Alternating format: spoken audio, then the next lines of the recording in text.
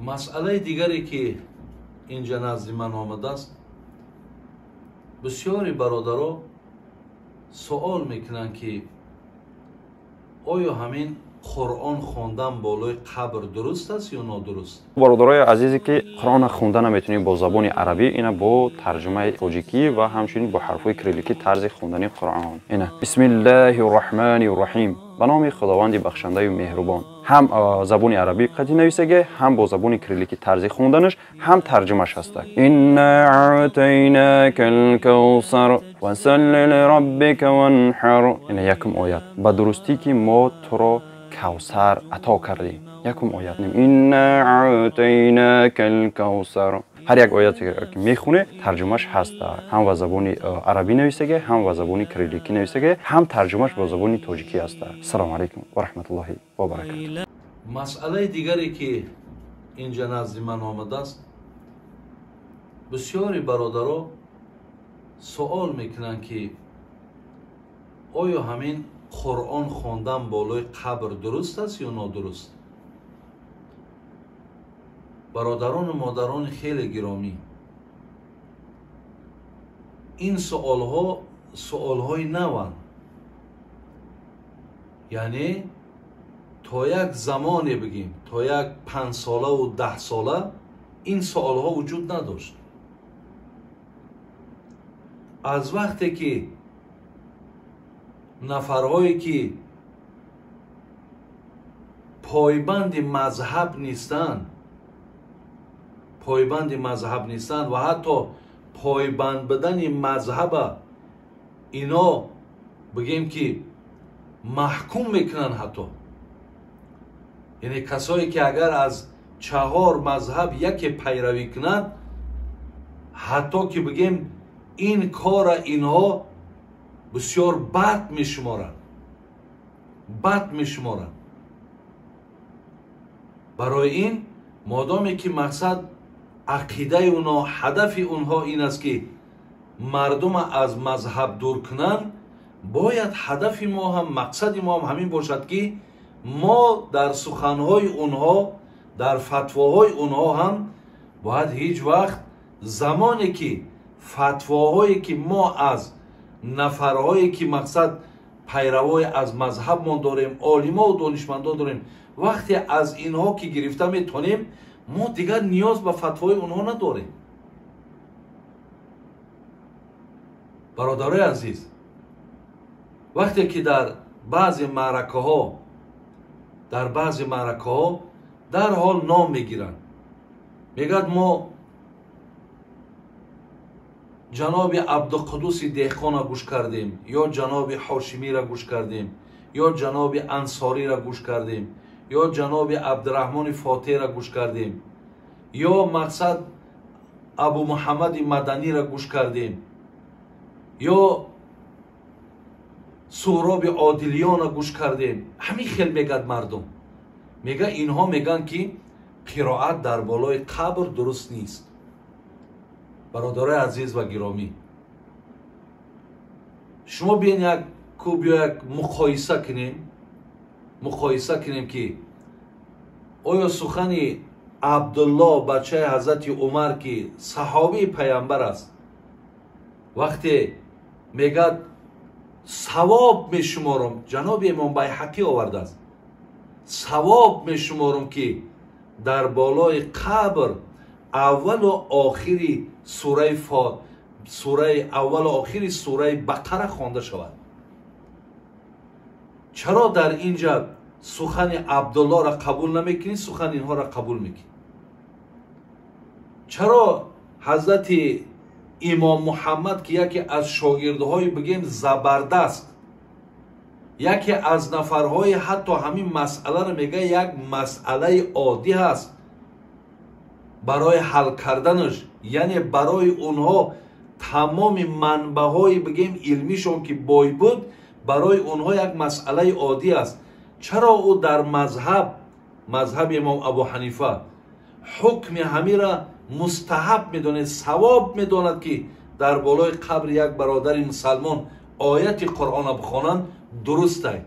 چرا قول حضرت امام محمد قبول نمیکنی؟ در علم، در تقوا، در همه جهت از همین نفرای من نام گرفتم، اینها بالاتر و بهترن، بین زمین و آسمان فرق میکنن.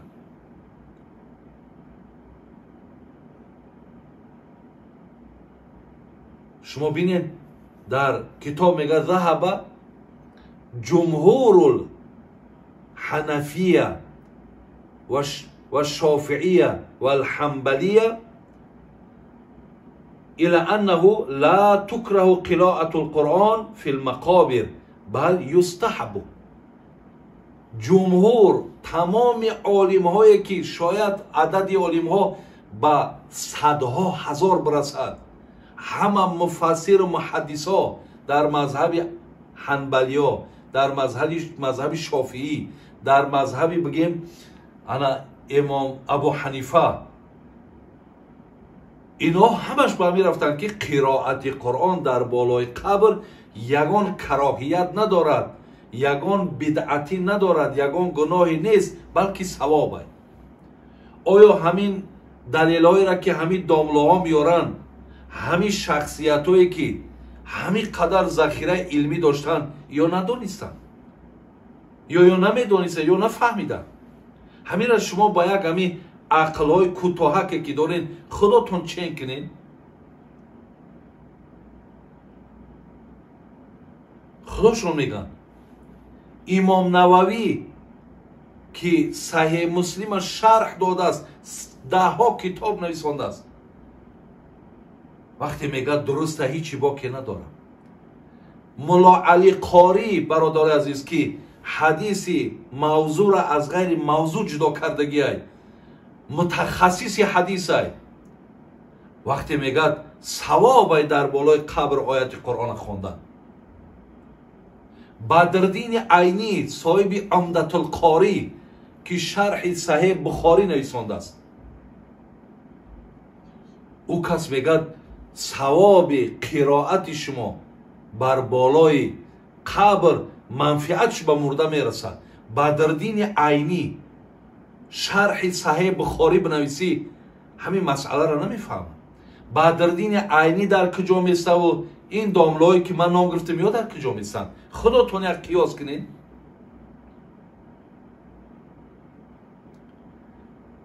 جناب امام شعبی تابعین بدن، علمی میگه 500 صحابه را داشت.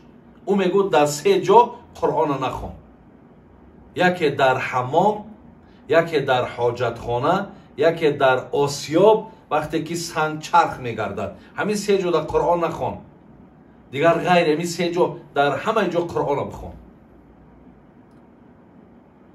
این مسئله فقط مسئله تنها ابو حنیفه نیست.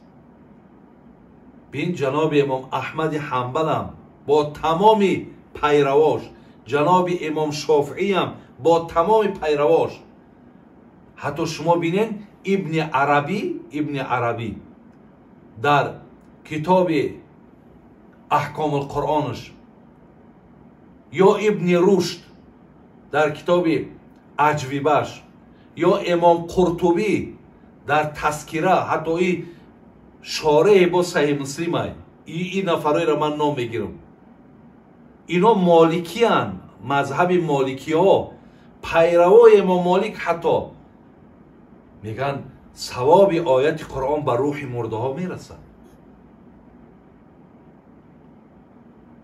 الله رحمت کند علامه اصبهانی را که هم محدث است، میگه وقتی که بالای قبر پدرم در رفتم و تصور کنید بالای قبر پدرم رفتم و آیتی از قرآن تلاوت کردم و یک کمی در همونجا نشستم، خوابم بود.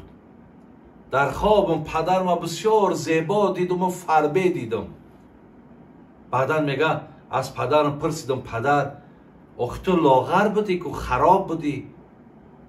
این فربگی و این نوری که در روی تو میبینم الله مهربان اینقدر برای تو خیر داده است.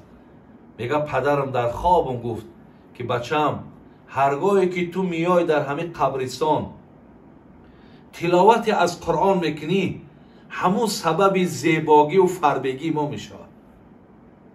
اینا برادر از میدونی اینا کی گفتن؟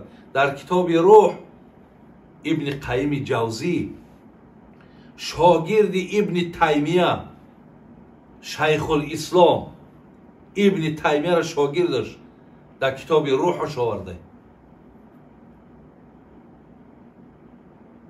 برای همین برادرای عزیز و گرامی این چیزایی نیست که آخی بگیم در زیر این ما و شما بحث مناظره کنیم که فلانی گفته است. این فلانی ها چی بی؟ این فلانی ها گپشان اعتبار نداره. آیا یا این قدر نفری را من نام گرفتم با خدا قسم همین نفرایی را که از جناب عبدالقدوس دهقان جناب مثال انصاری باشد یا جناب کیرا هاشمی را نام میگیرین جناب مثال سهراب نام میگیرین همه اینها را اگر جمع که برادر عزیز و گرامی علم هاشون جمع که تقوا هاشون جمع که با یک ساعت خدمت یا با یک بگیم اندک علم یا برابر شده نمیتونه. اوید مسئله مینوکسیدیل 15% کم ترک معلومات میتیم. مینوکسیدیل 15% موی سر میبراره غوصش میکنه ریزش موی سر من میکنه از جهتی که ویتامین و رسایه ویتامین وستناوید میکنه موی سر مدت 20 روزه رزولتش نشان میده. حضرت عمر ابن عاص رضی الله عنه حدیث امام مسلم میگه وقتی که من از دنیا گذشتم اذا دفنتمونی هرگاهی که من از دنیا وقتی میگذرم و وقتی که من را دفن میکنین بین اقیمو حول قبری نزد قبر مده چی مقدار بیستین؟ مقدار یک شتر ذبح کردن ببین و گوشت او را تقسیم کردن. شاید در این بین 2 ساعت میگذرد 3 ساعت میگذرد همین مقدار در پیش قبر من بیستین حتی استأنس بکم تا که من به شما انس بگیرم تا که همون دهشت و وحشتی که در درون قبر همون را من احساس نکنم. جناب مولا علی قاری که عالم زبردست و فخری مذهب امام ابو حنیفه است در زیر همین چی میگه؟ در زیر همین میگه که مراد از همون انسی که ترسیمه و وحشتی ما برود میگه این بچی است میگه ای بدعائکم و قرائتکم یعنی با دعای شما با قرائت شما با طلب مغفرت شما و با قرائت قرآن شما همون ترس و وحشت درون قبر از بالای سر من دور شود. آیا مقصد اگر این خیل بگیری معناهایی که اینا میکنن یا از خدا نترسیدن؟ آیا اینا میگوی خلاف سخن پیغمبر خدا رفتن؟ همین ها رو بپرس فقط یک دلیل دارن بویی که برای چی درست نیست؟ میگه آخی به خاطری که پیامبر گرامی نکردن. حالا که ما در این باب حدیث هم داریم برادر عزیز برای کردنش ما حدیث داریم. مثال حدیثی که از جناب عبدالرحمن ابن علا ابن لجلاج ان ابی قال لی خب ابی لجلاج ابو خالد انا که نگاه کرد چی گفته است؟ گفت یا بنیه ای فرزندی من اذا انا میتو فالحد لی وقتی که من از دنیا گذشتم برای من لحد بکنین. فاذا وضعتنی فی لحدی وقتی در لحد گذاشتینم فقل بسم الله و علی ملت رسول الله وقتی موندن در بگو بسم الله و علی ملت رسول الله. ثم سن علی التراب سنن بعد از آن بالای قبر من چخیلی که ما خاک توب میکنیم همین خیلی خاک توب کنیم. ثم اقرأ عند رأسی بفاتحة البقره و خاتمتها بعد در نزد سرم اول و آخر سوره بقره را بخوانید. برادر عزیز جناب عبدالرحمن خب ابن علا ابن لجلاج از پدرش میاره و این سخن میگه و بعد میگه سمعت رسول الله صلی الله علیه وسلم یقول، شنیدم که پیامبر گرامی همچون میگفت. رواه طبرانی فی معجم الکبیر اسناده صحیح. بین جناب طبرانی در معجم کبیرش اسناد همین را صحیح میگه. به این خاطر ما که حدیث هم داریم، ولی اینها اگر چند این حدیث ها را اگر ضعیف هم بگن و قبول هم نکنن، برادرای عزیز بعضی کارهایی هست که پیامبر گرامی در حیات نکرده بود ولی اصحابش کردن. اگر چنده که ما حدیث های پیامبر هم داریم، اگر چنده آثار صحابه هم قول حضرت عبدالله ابن عمر هم داریم، این قدر عالمایی که با حدیث سر کار دارن همه اینها اجازت میتن که هیچی باکی ندارن. یک جایی بگیم، یک جایی خیلی بگیم ناراحت کنندش همینه که با بعض پیروای مذهب ابو حنیفه هم من نمیدانم به چی خاطر باشه، بعضی هاش میشنویم در سر منزل خواندن آیت قرآن اجازت نمیتن. اجازت نمیتن که گپ اینها که در اینجا 5 تینه قدر نداره. شکر الله مهربان مردم آن چیزی را که خواندن و تعلیم گرفتن به همین عمل کردن، ولی بدی کار در همه که اینجا اینا چی مقصد داشته باشن؟ با چی مقصدی سخن میگن؟ حالا که پیروی مذهب باشی، در مذهبمون حکم خواندن آیت قرآن در بالای قبر مستحبه، ثوابه، با دلیل و حجتایی که این بنده های خدا آوردن. شما بینید که من در ابتدا سوالی را که جواب دادم، در بالای یک قبر، در بالای 2 قبری که عذاب داشتن، پیامبر یک نودهک گذاشت، نوده سبز گذاشت که اینها سبب سبکی عذاب قبر می شود. در زیر همین جناب امام نووی رحمت الله علیه که محدث ای، متخصص حدیث ای، میگه وقتی یک نوده درخت که سبکی بیارد، آیت قرآن اولاتر و افضلتر و بزرگتر است که ما در بالای مرده ها مخوانیم تا اونا از این منفعت برند. برادرای عزیز، اگر خدا ترسی ها را، اگر همین را به خاطر خدا ترسی بگین، مثل این عالما ما دیگه خدا ترسی یافتنمون خیلی محاله، خیلی مشکله. یا ای ترسی خدا را همین فتوا را دادن. برای همین کسی که فهمید خوش به حالت، کسی نفهمید برادر عزیز اینش دیگه من مسئول نیستم. چیزی را که دیدم، چیزی را که خواندم، چیزی را که میدانم من به گوشتان رسانیدم. و از همه برادرای عزیز خواهش میکنم علل خصوص مردم تاجیک، بعضی برادرای افغانستانی ما را بینید با چند گروه ها تقسیم شدن بیچاره.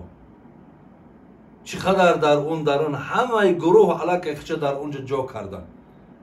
من برآمد یا اون مولویاشون را گوش میکنم، برای دعا کردن پشت نماز یک دیگر کافر و یک دیگر مقصد چی چیزهایی نمیگم به خدا قسم. برای که تو پشت نماز دعا کردی، برای که تو در پشت نماز آیت قرآن خواندی، برای که تو در سر منزل آیت قرآن خواندی، برای که تو آمین پس گفتی، برای که تو دست از زیر ناف بستی.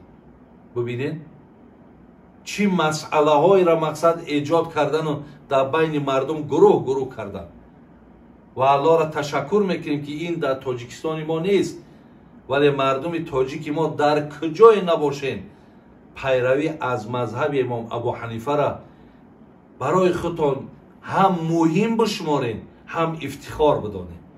زیرا برادرها اینها آنقدر انصاف داشتن که به خدا قسم از باوری زیاد میگد که تا ندانی که من از کجا گفتم از نام من فتوا نتی. یعنی به همون سری چشمه که به همون دلیل و حجتی را که من از کجا گرفتم به همجا را سراخ کده بره، خودت بعد قانع میشه. یعنی میره به قرآن و به حدیث میرسی. برای همین این سوالهایی را که امروز یا میگذارن در قبر مذهب میپرسند، اینا همش برادرها دلخنک کردن و از مذهب دور کردن است. برای همین آیت قرآن فاسالوا اهل ذکر این کنتم لا تعلمون، شما دانشمندها و علماتون پرسین زمان نمیدانید. ما همه طالب علمای مدرسه ابو حنیفه ایم. ما چی را میدانیم؟ این چیزی میگیم از اجتهاد و از محنت و زحمت هم مردکا گفتیم. یگان گپی را نگفت است که از نام خودش. همه برادرای عزیز مطابق آیت و حدیث پیامبر گرامی است. در کجای باشید از مذهبتون دفاع کنید، از مذهبتون دفاع کنید. نمانید کسی را که صاحبای مذهبا را تنقید کنند، توهین کنند و هر مسئله را میپرسید. برادرای عزیز از دانشمندای خودمان، علمای خودمان پرسید. خدا خواهد مسئله را به طریق درست و خوبش انشاءالله شما برداشت میکنید. الله همه تا نگهبان باشه.